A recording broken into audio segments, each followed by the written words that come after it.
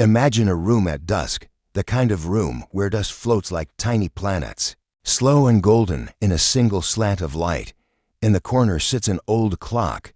Its face is cracked, its hands thin as twigs. But here is the strange thing. The clock is running backward. Tick, tock, not toward the future, but toward what looks like the past. You stare at it, and you feel a quiet panic rise because every backward tick seems to whisper, "You missed it. You're late. The door is closed." And yet, at the very same time, something else in you stirs, a softer voice. A voice that says, if it can move backward, then time is not what you think. If it can reverse, then maybe what you call too late is just a story you learned to tell yourself. That's the paradox we begin with. We live in a world of clocks and calendars, of deadlines and ages written like prices on a shelf. And in that world, late feels like a verdict, like a judge's hammer, like a train leaving the station while you stand there holding a suitcase you never packed in time. But life, actual life, is not a train schedule. It's more like weather. Have you noticed this? The rain doesn't ask whether you are ready. Spring doesn't check your resume. The ocean doesn't consult your birth year before it waves itself against the shore. Life comes when it comes, and if you want to. It's never too late, because the wanting is already the first step of coming.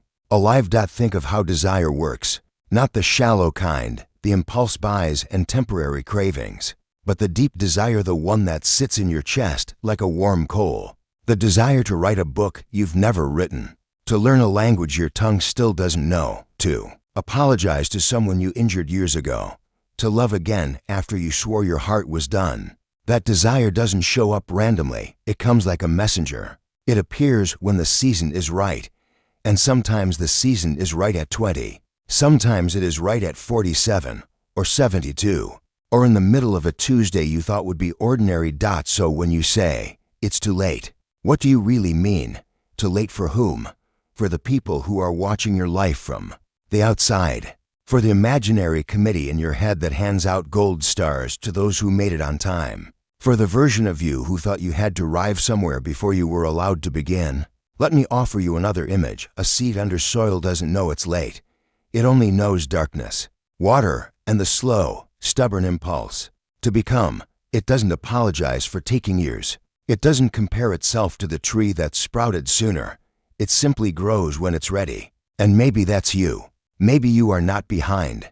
Maybe you are ripening. Maybe the clock in the corner isn't mocking you. Maybe it's reminding you that time is not a wall but a river, and rivers don't care when you decide to step in, because the truth is simple and it cuts like a clean blade.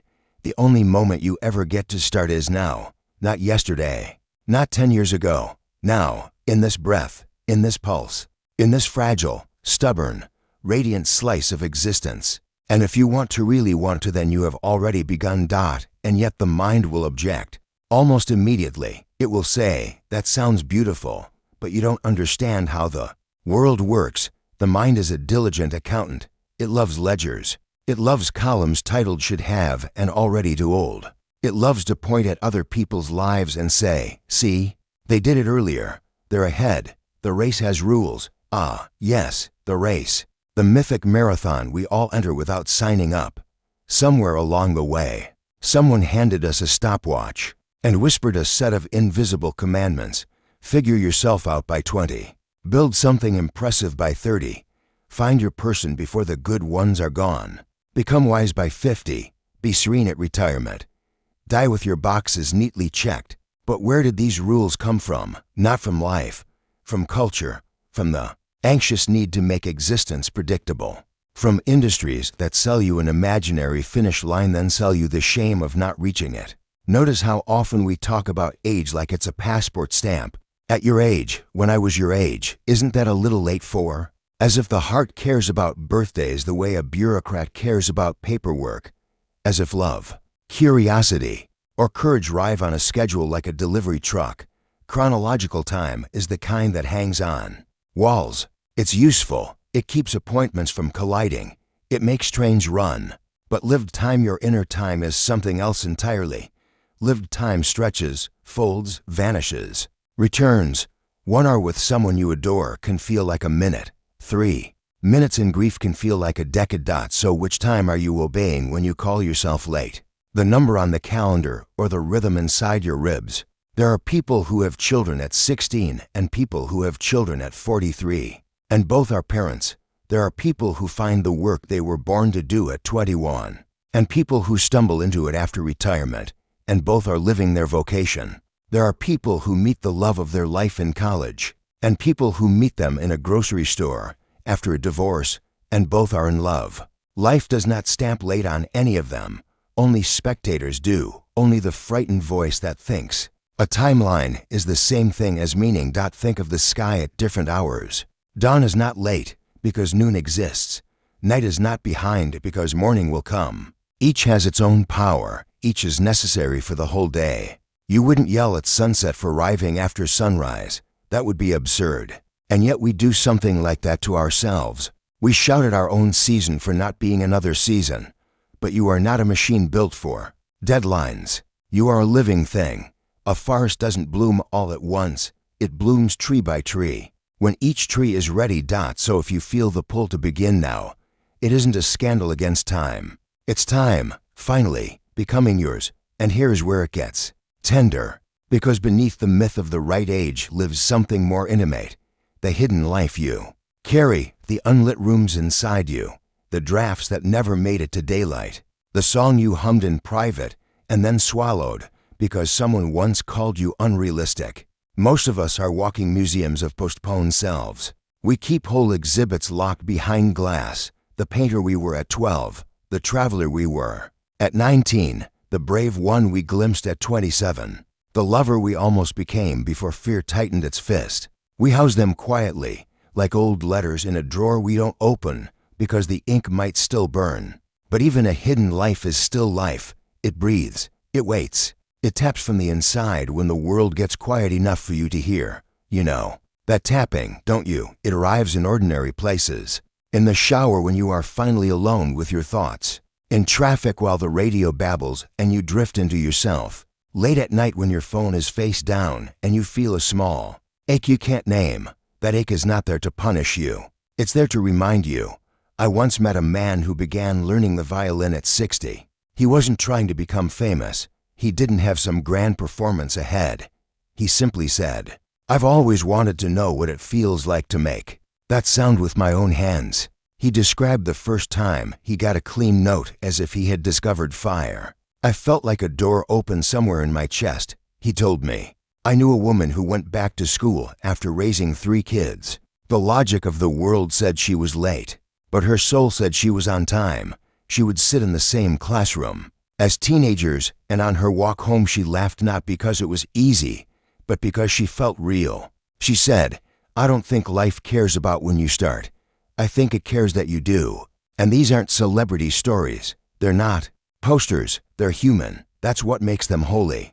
The late beginnings that happen every day in quiet apartments, in hospital recoveries, in motel rooms during a job hunt, in the space after a heartbreak where someone decides, trembling, to trust again. Maybe your hidden life is simpler. Maybe it's not violin or degrees. Maybe it's calling your brother, leaving a job that slowly erases you, walking outside each morning, writing one page, joining a group, saying, I'm sorry, saying, I want more, saying, I'm scared, but I'm going to try. The point isn't the size of what you begin. The point is that something in you is still capable of beginning. That ability right there is proof that it is not too late. Still, we hesitate, even with the ache, even with the stories, even with the seed's patient logic. We hover at the edge. Why? Because the doorway of beginning is guarded by 2 old sentries, fear and control. Fear says, if you start now, you'll look foolish. Control says, if you start now, you might fail. Fear points to the past. Control points to the future. Between them they build a tight little cage and call it safety. But notice what happens when you live there. Too long. Safety becomes a slow starvation. You don't collapse from one dramatic loss. You fade from 1,000 tiny surrenders. We delay because delay feels like power. Not yet feels like you're still choosing, like you're still the author.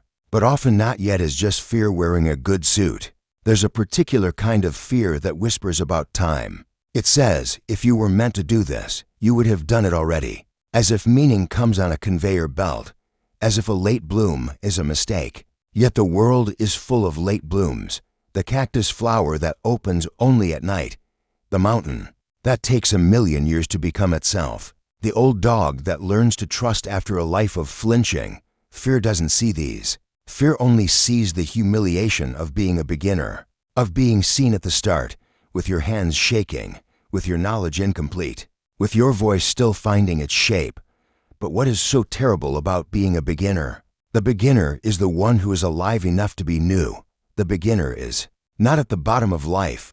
The beginner is at the mouth of the spring. Control, on the other hand, tries to secure guarantees. Tell me it will work out. It demands.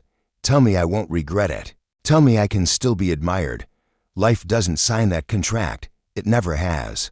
You can control your effort, not your outcome. You can control your honesty, not the timing of rewards. You can control your willingness to step in, not the exact shape of the waves. And then there's regret, the ghost we think waits behind every late beginning. What if I start and realize I wasted all those years? But regret is not a jailer, it's a teacher.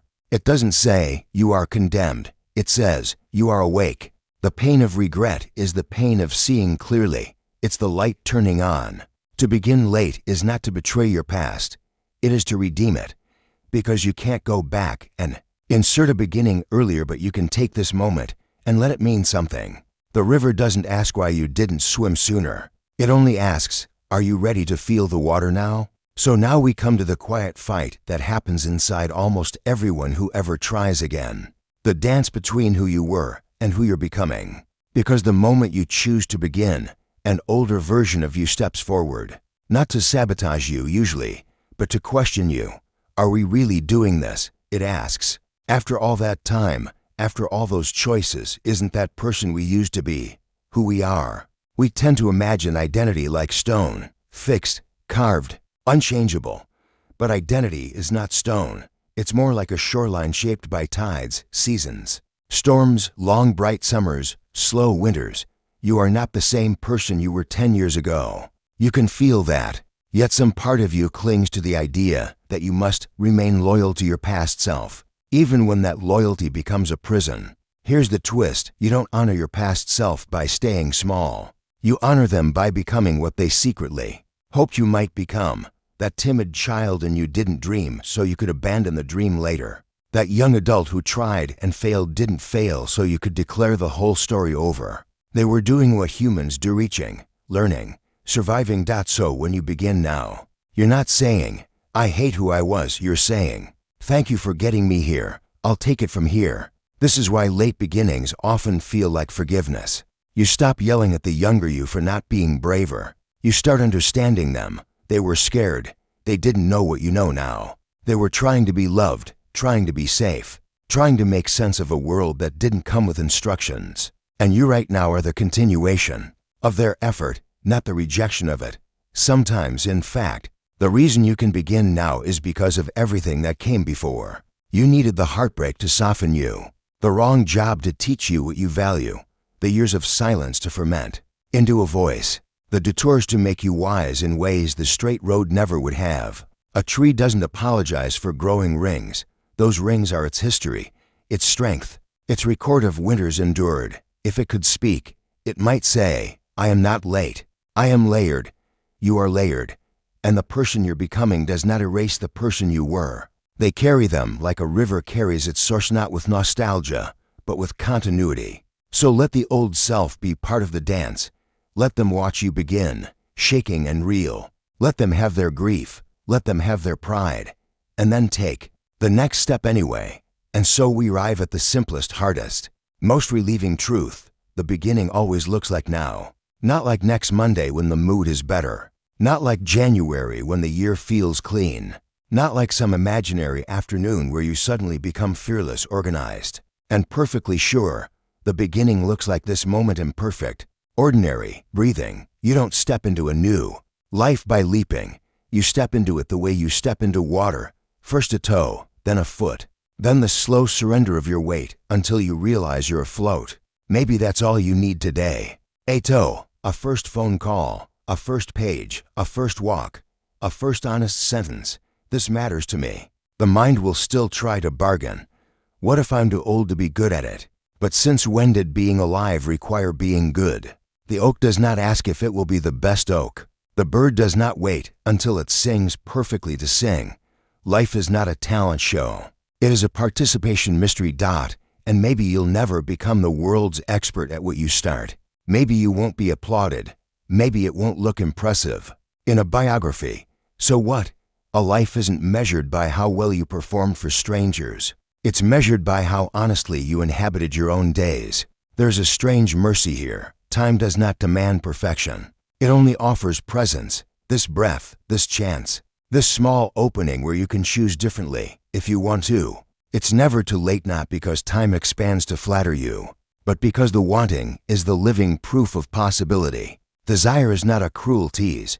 It is the compass in your chest. Its job is to point. Your job is to walk. So take another look at that backward clock in the dusky room. Maybe it was never counting down your failures. Maybe it was undoing a spell. Maybe it was saying, the story of lateness is reversible, because the future is not a locked gate. It's a field you step into as you are. Not younger, not wiser, not finished, just willing. Let this be a meditation you carry out into the rest of your life. Breathe in. Feel the weight of all the not yets you've collected. Breathe out. Let them fall, like coats you no longer need. Breathe in. Sense the small, quiet thing you still want. Breathe out. Say to yourself, gently, then I begin. Not with drama, with devotion. With the humble courage of someone who finally understands that the clock is not the master. You are. And in the end, when you look back on your life far from now, at some unknown dusk, you won't ask, why didn't I start earlier? You'll ask, did I start when I was ready? If you want to, it's never too late. Because you are here. Because this is here. Because the door, astonishingly, is still open.